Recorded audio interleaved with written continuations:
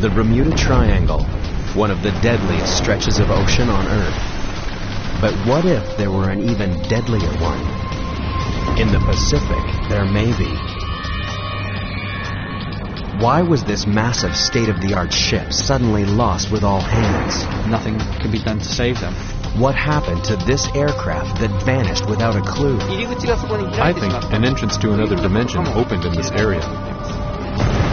What deadly forces send sailors to their doom? It's really a terrifying experience for those that were on board. The world's most powerful navy knows the dangers well. The moment you stop respecting it or fearing it is when things go wrong.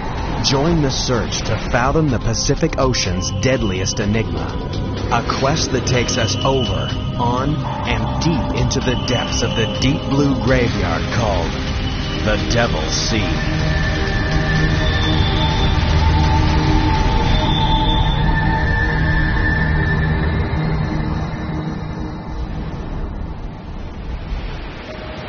September 8th, 1980. Carrying 150,000 tons of iron ore, the bulk carrier Derbyshire is 230 miles off the east coast of Okinawa. The Derbyshire is a gigantic ship, longer than 3 football fields, twice the size of the Titanic, only 4 years old. From stem to stern, her design is state-of-the-art. Anyone should have felt perfectly safe sailing aboard her. But some, like able seaman Peter Lambert, didn't. Whenever he came home on leave, he'd naturally talk about the ship he was on, about the people he'd met, the seafarers, the friends he'd made. And of course he wrote letters home. And as I say, he just said he just didn't like the Derbyshire, there was just something about it. There's a lot of people said the same thing. Reluctantly, Peter signed on for one more voyage to earn enough money to get married. He was 19 years old. But his wedding would never take place. On September 9th, the Derbyshire and her entire crew disappeared. It was the largest British ship ever lost at sea, and no one could explain why. How could this giant ship, crewed by experienced mariners, simply vanish without a distress call and without leaving any trace? Could she be another victim of one of the Pacific Ocean's most enduring and frightening enigmas? To the south of Japan lies a vast expanse of empty ocean. Since the 1940s, scores of gigantic ships have mysteriously vanished in these cruel seas. Many of them were lost without even sending an SOS, leaving no clues to their fate. But these waters have been claiming victims for centuries.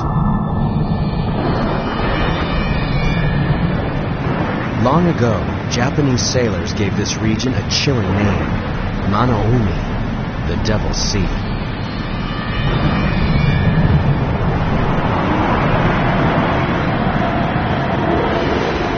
Japanese legends tell of unknown forces that overpower the strongest of ships, and great sea monsters that drag sailors to their death.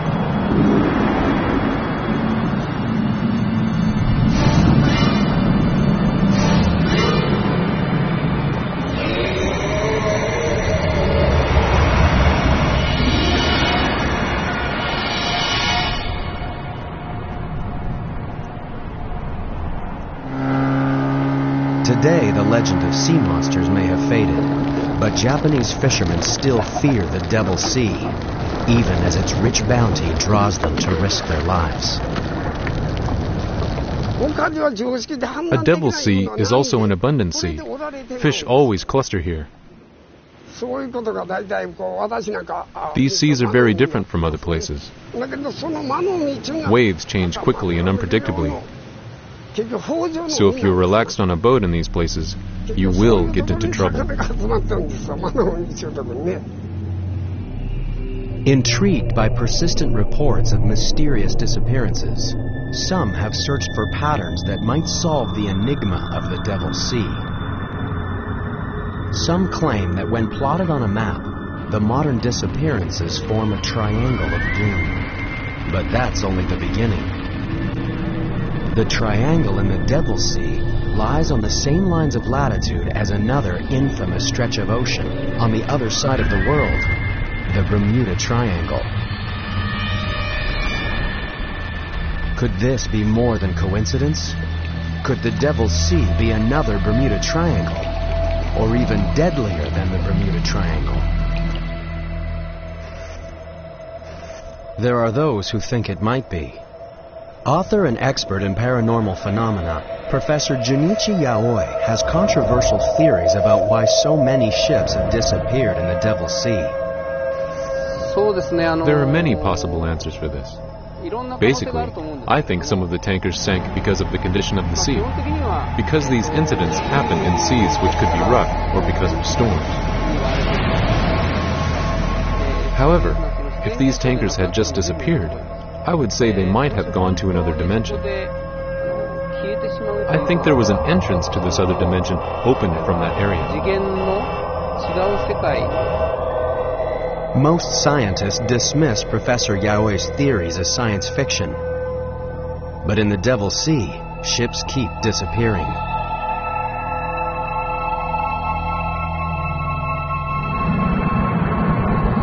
January 2002. The MV Linjie, a Chinese freighter with 19 crew on board, fails to arrive at the Japanese port of Kagoshima.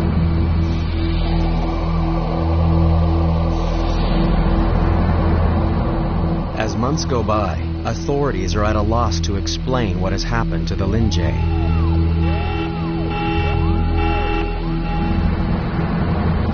She has disappeared without a distress call and without leaving any signs of her fate.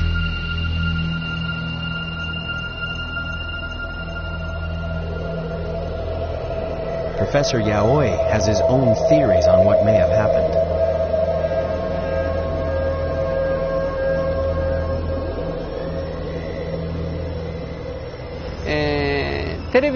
Let me explain it with an easy example. Imagine a radio wave. TV programs such as a drama, a documentary, and news are made in a studio. When these programs are broadcast, their mode is changed to a radio wave, which we can't see nor touch. So what I'm telling you is maybe the different dimension is here in the place we live, but we just can't see nor touch it.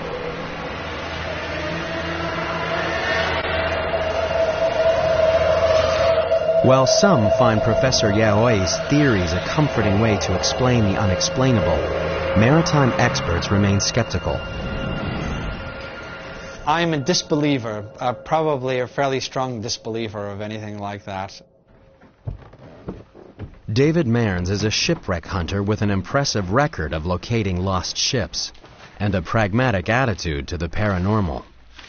I'm hired by people to come up with answers in a purely scientific and technical matter. So to actually come back and say, well, you know, I just can't explain it. It must be that Bermuda Triangle thing or the Pacific Triangle. And, you know, I don't think I'd have much credibility any longer. In 1994, David and his team faced one of their biggest challenges to date. Solve the mystery of the lost ship Derbyshire. It would be a mission that would push even these experts to their very limits. This time they faced a formidable foe, perhaps the toughest ever, the Devil's Sea.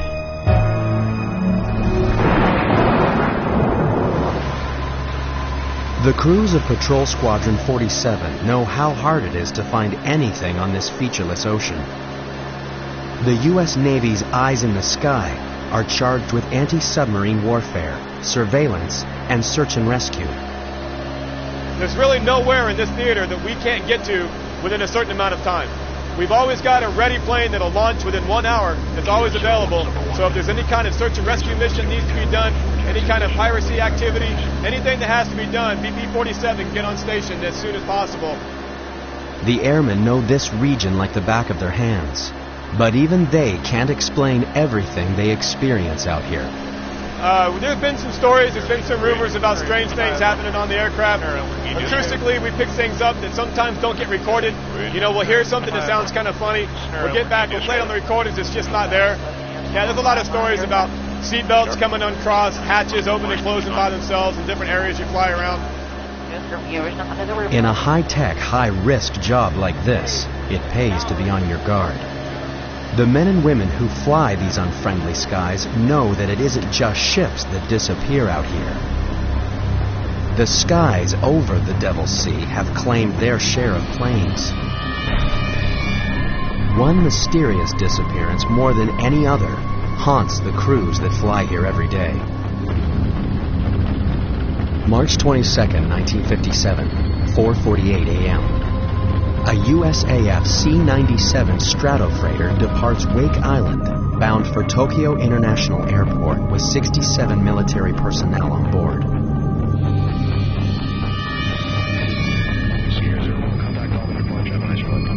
The flight is scheduled to take 9.5 hours, and sufficient fuel for 13.5 hours is on board. For 8 hours, the flight progresses normally. At 2:30 p.m., the pilot radios an estimated arrival time of 5 p.m. and adds that all equipment is functioning normally. Weather in the region is good. Flying conditions are nearly perfect. An hour and 15 minutes later, the pilot radios that he's 200 miles from Tokyo. Air traffic controllers expected the aircraft to arrive within 2 hours. But the C-97 never touches down at the airfield.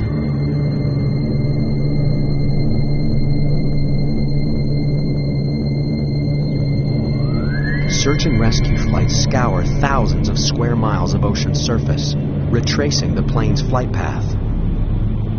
They find nothing. The giant Stratofreighter has vanished into thin air. Something in or over the Devil's Sea was powerful enough to wipe the massive aircraft from existence.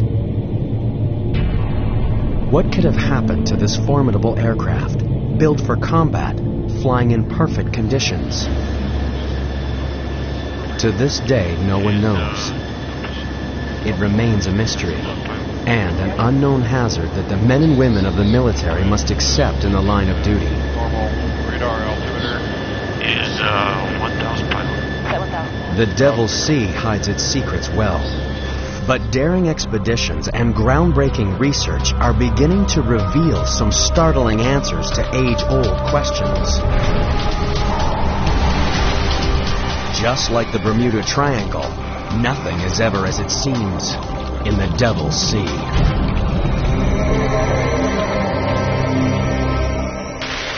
The Devil's Sea, south of Japan, has earned a reputation as a Bermuda Triangle of the Pacific. Giant ships sailing through these waters have disappeared suddenly and without a trace.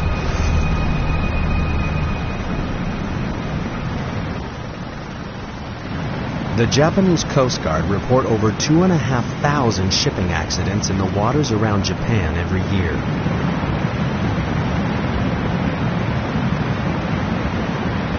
These deadly waters are vast and unforgiving. The chances of finding a ship lost out here makes finding a needle in a haystack look easy.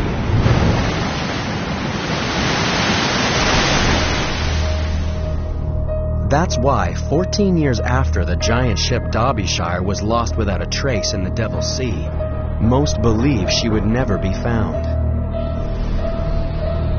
An official report blamed the forces of nature, and the case was closed.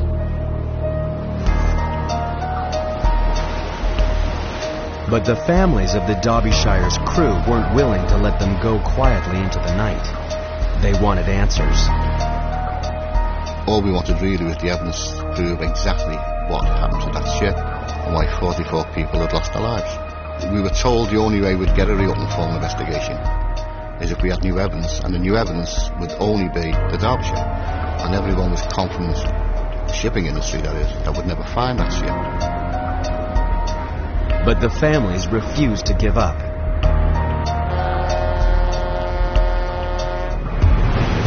In July 1994, an expedition team led by David Mearns of Oceaneering Technologies headed into the Devil's Sea, convinced that they could crack the case.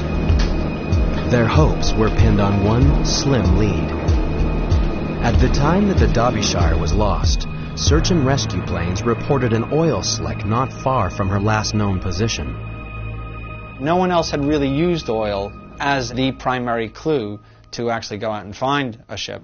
So there was some uncertainty at the time about, how big the area could be. Is the oil directly above the ship, or is the oil being set down current, 10 miles, 50 miles, 100 miles? Nobody really knew. But my gut feeling was that it was an excellent marker, and that would lead us to the wreck of Derbyshire. On this clue alone, David Mearns and his team would try to achieve the impossible: find the Derbyshire and lay the mystery to rest. It was one thing to mount a search, but on this vast and violent ocean, the odds of finding Derbyshire were astronomical. The ocean floor lay miles below, and even if Derbyshire was down there was no telling what wreckage may remain 14 years after she was lost. Against these staggering odds, the expedition team placed their faith in a state-of-the-art device: the side-scan sonar towfish. Towed behind their vessel, it would travel along the ocean floor and send back pictures from 2.5 miles below. But these sonar sweeps would also be a race against time. Every day of searching would cost tens of thousands of dollars. The search team had enough money for only 8 days at sea. The sonar towfish descended beneath the waters of the Devil's Sea and began transmitting eerie images from the ocean floor. To the untrained eye, they were a jumble of shapes and shades, but to David Mearns, something stood out. You can see the highs. Down the end of that line, we actually started seeing some things that looked a bit suspicious. And as we went on to the next line, we saw even more trace. And then finally the third line, we went right over to something which was a great big dense patch of hard material. Whether it was rock or wreck, we couldn't tell. Look at that one right across. Could this be the break they were hoping for? The team knew the success or failure of the expedition hung in the balance. Everything depended on what they would see next, as the ship began its second pass. As we were approaching, literally right to the point of the sonar starting to pick up the images, we lost the towfish. Just ping, like that. And so this very heavy, double-armored steel cable just snapped. And there goes our $600,000 towfish off the back of the ship, and we knew immediately it was lost. The sonar towfish, their best chance of success, was lying 2.5 miles below on the seabed. Time was running out. Round 1 to the Devil's Sea. And before a recovery can be attempted, a storm threatens on the horizon, and the team must batten down the hatches and brace for impact. They're painfully aware of what the weather can do out here. In living memory, a storm devastated the most powerful navy ever to sail the seas.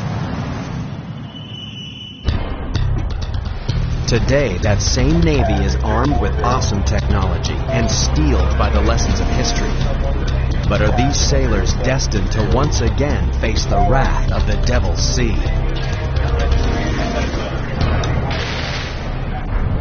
For centuries, the Devil's Sea has terrified all who sailed its treacherous waters and taken many of them into its deadly depths. This is a place so fearsome it spawned ancient legends of demonic forces and modern speculation that it might be another Bermuda Triangle.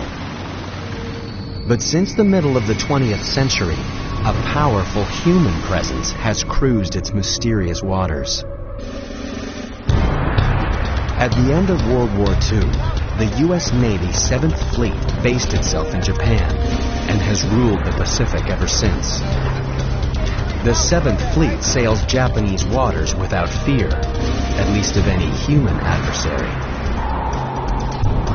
But these sailors know that if you drop your guard, the Devil's Sea can turn on you in the blink of an eye.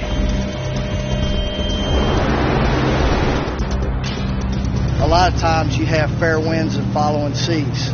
That's as good as you get. You look out here on the horizon and stuff, we got a nice breeze, sun's shining. You know, if I wasn't in the Navy, I'd probably be out here getting a tan right now. But we could walk out here 4 hours from now and bam, just like that. It seems like the devil's beating his wife. So you never know what's going to happen.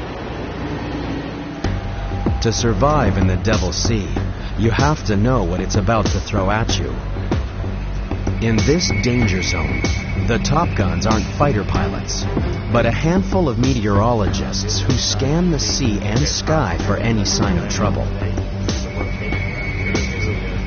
For these men, failure is not an option. The slightest error could take them into the path of danger, and some of the most murderous weather the planet could generate will slam into their ships. It seems incredible that these powerful warships, built to repel the most daunting foes, could be so vulnerable to the assaults of nature. But the Devil's Sea has already shown what it can do to them. A tragedy that still haunts the Navy. December 1944. World War II rages in the Pacific. The suicide squadrons of the Japanese kamikaze are the most feared enemy in this theater. But the terror they inspire is about to be surpassed. Task Force 38, a U.S. Navy carrier battle group, pounds Japanese forces in the Philippines, softening them up before MacArthur's invasion hits the beach.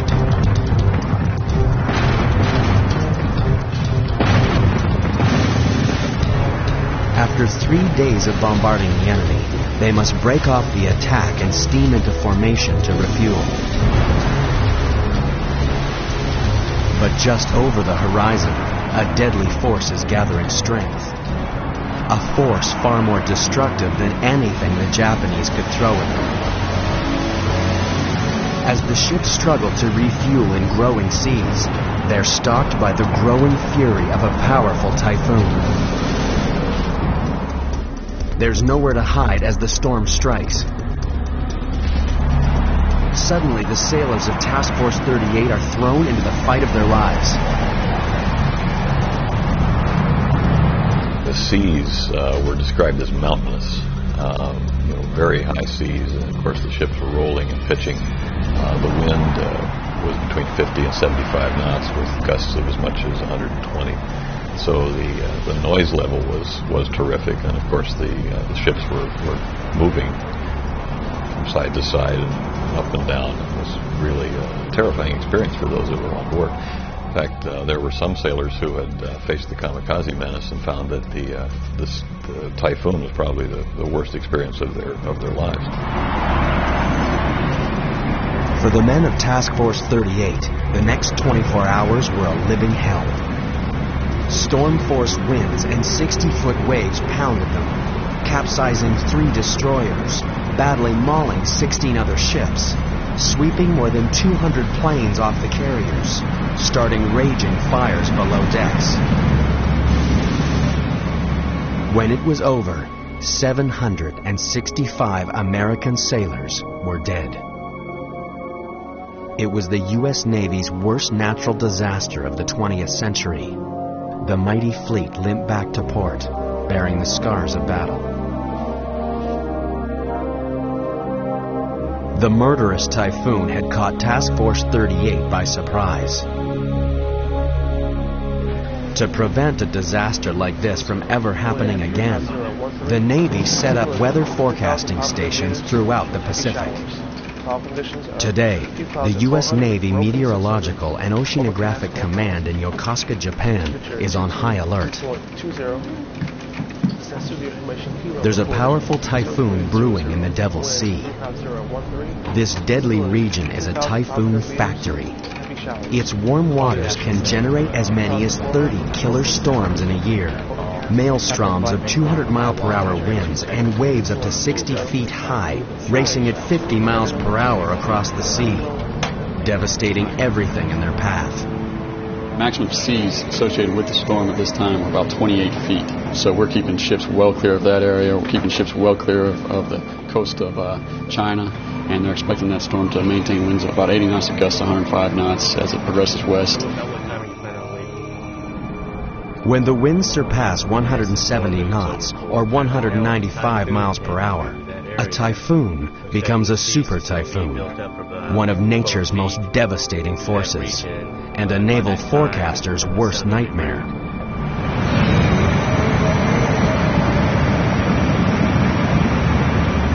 In a super typhoon, you can have seas well in excess of 35 feet, much larger than you ever want to see a ship encounter. Very capable of sinking ships, grounding ships, destroying harbor facilities and housing on islands. Just absolutely devastating to anything that they encounter. 170 knots will tear down concrete walls and permanent structures. A naval weatherman's job is to ensure that when a meteorological monster like this churns across the sea, one thing that it won't encounter is a ship of the U.S. Navy. If they're close enough to land, they can ride out the storm in the relative safety of a harbor.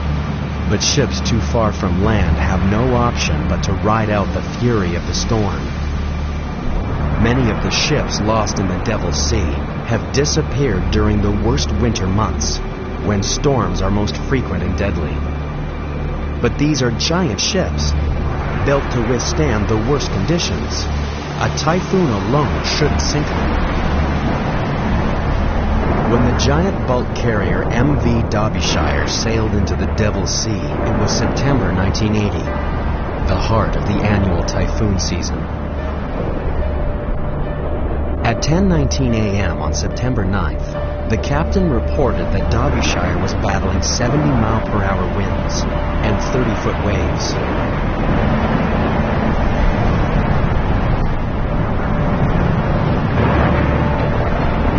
But the captain wasn't especially worried. He was confident that a ship as large and well-designed as his should have no trouble surviving even such severe weather. He radioed that their arrival in port would be delayed by no more than a few days. Instead, Derbyshire disappeared without a trace. How could he have been so tragically wrong? Could the answer lie buried beneath the waves?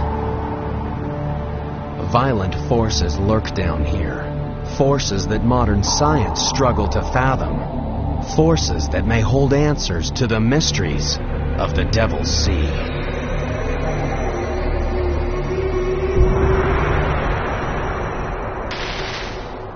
Some call Japan's Devil's Sea the Bermuda Triangle of the Pacific. Ships and airplanes vanish here without a trace. Could the answers to the mysteries lie here, far beneath the stormy surface? Down here lurk powerful, deadly forces. Forces that imperil all who sail on or under the Devil's Sea.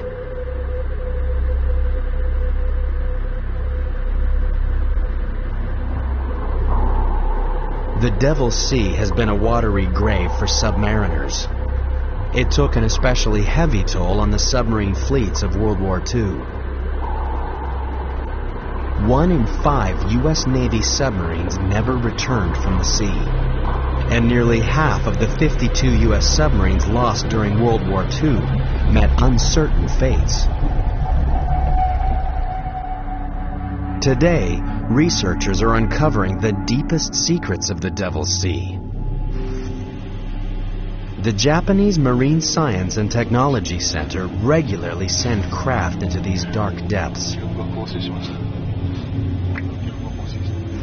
The Shinkai 6500 submersible is the pride of the fleet, built to dive to the bottom of the world's deepest oceans.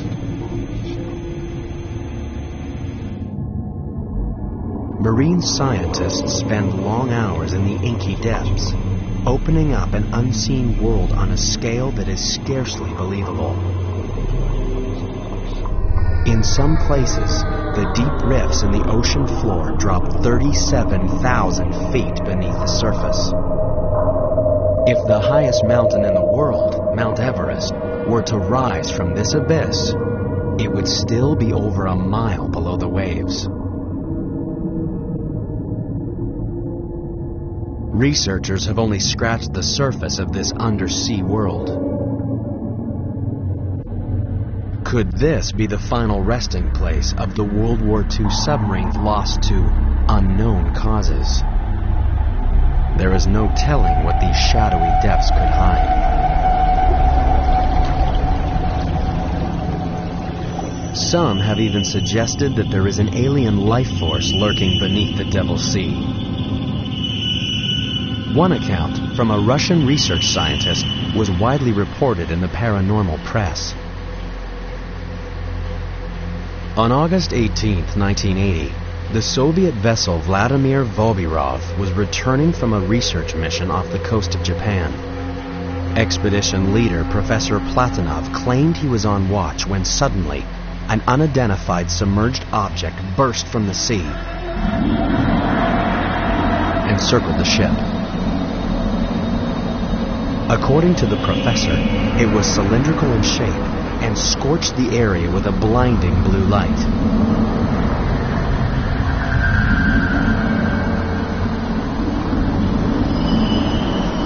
The professor reported that the strange craft was like nothing of this world, an unidentified object that circled the ship for several minutes and then plunged back into the ocean as suddenly as it had appeared.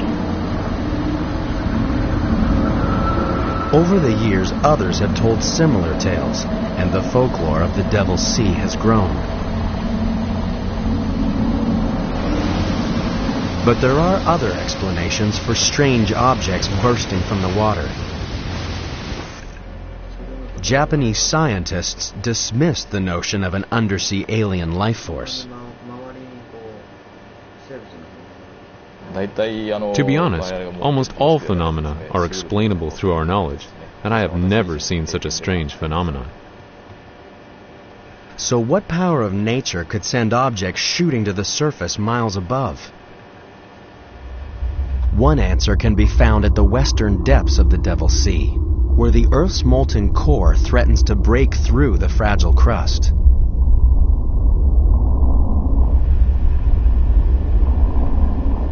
Without warning, violent forces can burst from the ocean floor and then disappear just as quickly, leaving no evidence of their fury. Except perhaps the mystery of a vanished ship. In the 1950s, a New York Times report on a mysterious disappearance first brought the world's attention to the Devil's Sea.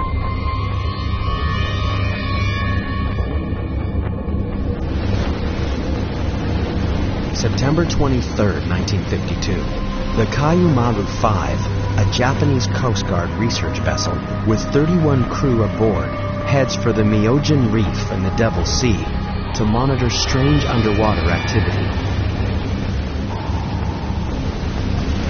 Making good speed, the crew expects to reach the reef in less than a day. But after 3 days of radio silence, the Coast Guard declares the vessel missing.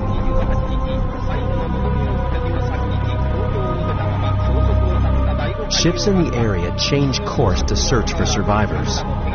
None of the Kayumaru's crew is found. The mystery deepens until, by chance, the searchers witness a violent natural phenomenon.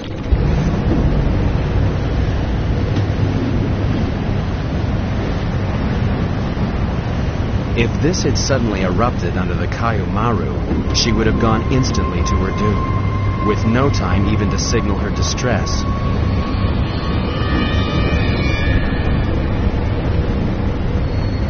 Searchers found a few scraps of wreckage, but none of them bore a ship's name, and there were no survivors to tell their tale. The fate of the Kayumaru would remain a secret of the Devil's Sea. Grieving relatives were forced to accept that the ship was simply gone, and with it, their husbands, sons, and fathers.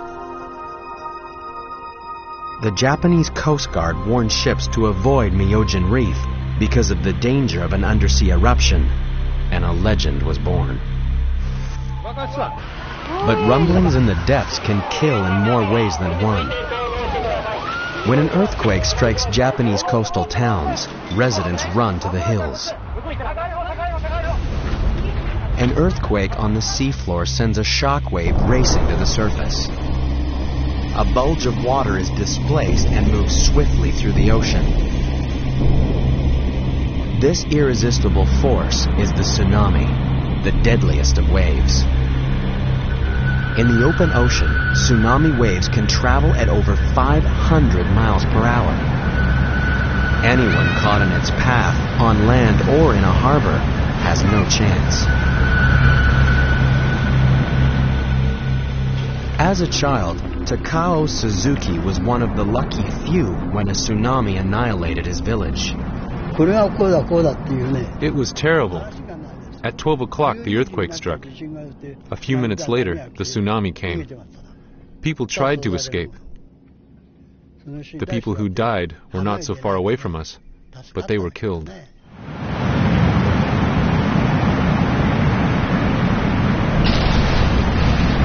Throughout history, tsunamis have taken the lives of hundreds of thousands of people. Today, tsunamis still wreak havoc along the coast of Japan. And all too often, people don't realize the threat they pose until it's too late. No one is more aware of the awesome force of the tsunami than Chip McCreary of the Pacific Tsunami Warning Center. Even a 10-foot tsunami is quite destructive because sea level will rise by 10 feet and it'll stay high for 5 minutes, 10 minutes, 15 minutes. And during that time period, of course, a lot of water rushes on shore, and it can rush on shore with a high velocity. This not only floods areas, but the force of the water knocks things down and picks up debris, which in turn acts as battering rams. It's no wonder that some have suggested that these monster waves could be responsible for the ships missing in the Devil's Sea. But those who know the tsunami best say it's unlikely. A big destructive tsunami might only be a meter or less in height out on the open ocean, and because these waves have very long wavelengths, the time it takes for the wave to go up and then go back down is a long time. It might be 20 minutes, even up to an hour. So this slow rise and fall of the sea out in the middle of the ocean is quite unnoticed. Although they cause massive destruction on the coast, tsunamis can't take the blame for a ship missing at sea. Far out to sea, time was running out on the expedition searching for the lost ship Derbyshire. There had been a promising sonar scan of the seafloor where the ship was reported missing. But before they could make a positive identification, the sonar towfish had been lost, claimed by the Devil's Sea. Now the storm relented and the mission could go ahead. They would attempt to recover the towfish and identify the target. But would they be prepared for what they'd find 2.5 miles below?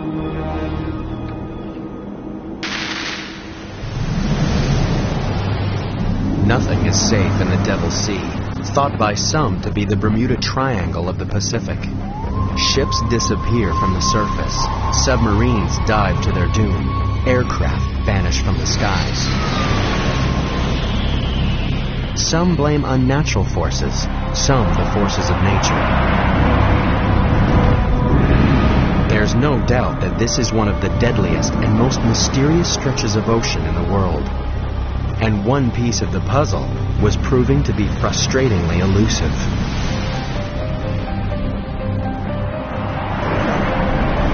The Devil's Sea had foiled one attempt to solve the mystery of the lost ship Derbyshire. The expedition team had lost their sonar towfish just as it was beginning to transmit images of a suspicious formation on the ocean floor. Now they would launch a rescue mission, a desperate attempt to recover the towfish and identify the target below. The team readied their remote-operated vehicle, or ROVE. This mission would push it to its limits. Would the ROVE's titanium frame withstand the crushing pressures that it would encounter as it descended? A few slender cables were all that kept this high-tech submersible tethered to the ship. If anything went wrong 2.5 miles down, there was nothing anyone on the surface could do. So the tension was incredibly high.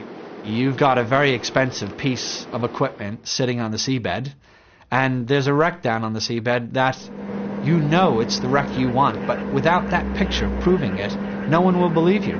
So if you had come back, you know, without being able to do that, you'd have failure on every single front. We recovered our towfish, which was technically a very difficult thing to do, picking up this 1-ton probe and bringing it onto the deck. And then we had to dive on the target, and we had about 6 hours of time left before we actually had to leave. The anxiety on board grew as never-before-seen images appeared out of the gloom. The ROVE picked up a trail of glittering iron ore, the cargo the Derbyshire was carrying when it disappeared.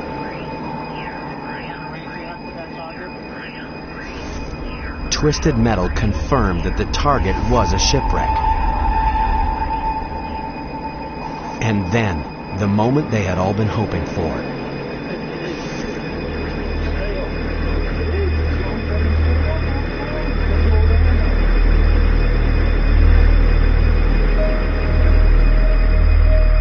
Proof at last that the mighty ship had not simply disappeared, that behind this mystery at least, there lay an answer.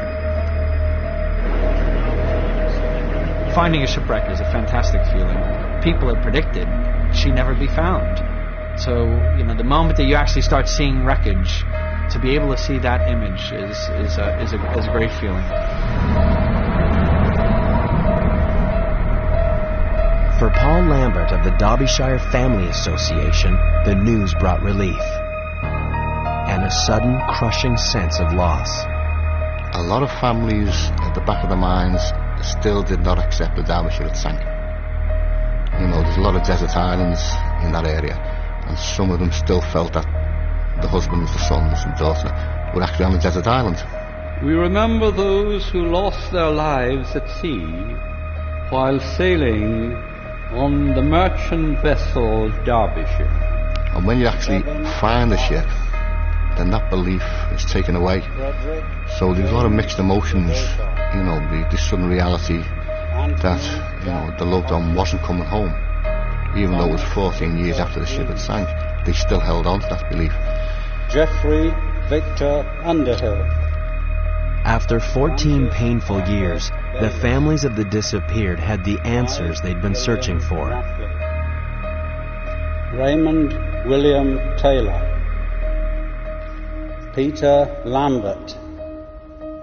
Nigel Coates.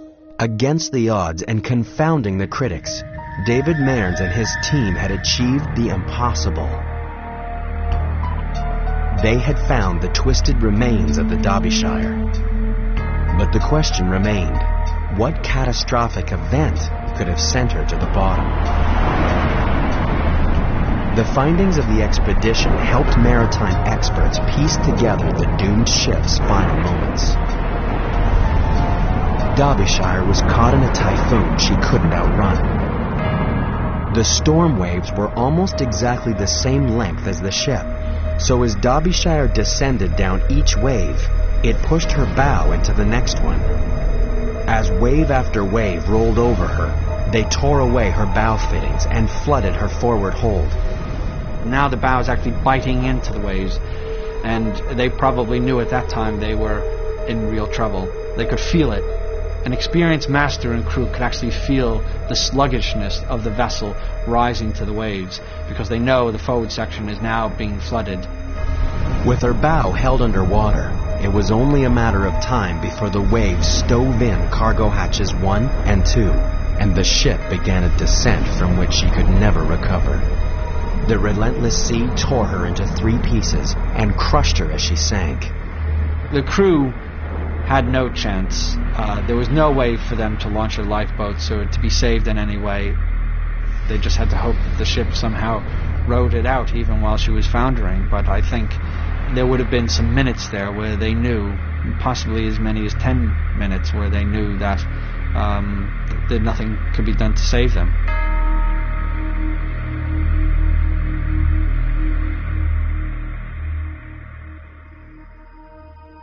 The last act of the expedition was to gently place a memorial plaque on the Derbyshire's foredeck, inscribed with a prayer for her lost souls. Tragically, the Derbyshire wasn't the only ship lost in this way. Just a few years after Derbyshire was lost, her 2 sister ships were also torn apart by storms they ought to have survived because of the same design faults. The Derbyshire tragedy led to improved safety features that are now standard on new ships. But many older ships suffer the very same flaws that led to Derbyshire's demise. For Paul Lambert, the fight is far from over. The mystery of the Derbyshire may be solved, but he won't rest until every ship is made safe. I don't want my brother Peter and the other 43 people's lives to have been lost for nothing. And the only way we can do that is to get the recommendations implemented. I want people to remember Derbyshire and for the lives she's going to save.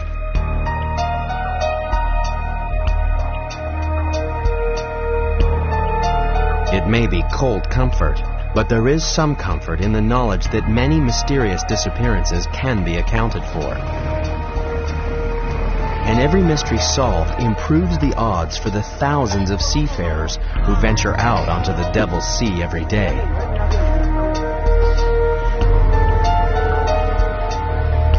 Maritime experts are confident that, eventually, even the most perplexing mysteries will give up their secrets.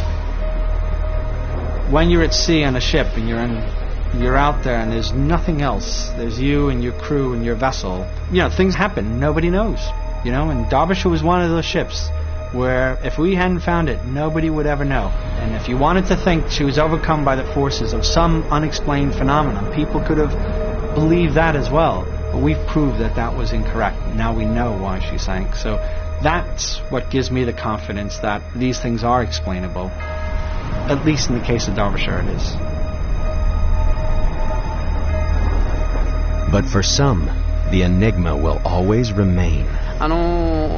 Many people now realize that there are many things we can't solve, even though we have witnessed great progress in science. However, I don't think I can persuade people who insist that there is nothing science cannot solve. Every day, this vast expanse of ocean continues to be plied by hundreds of ships, braving the forces of nature and the terrors of the unknown. As the Devil's Sea casts a shroud over its mysteries, the sailors can only pray that they won't fall victim to the Pacific Ocean's deadliest waters.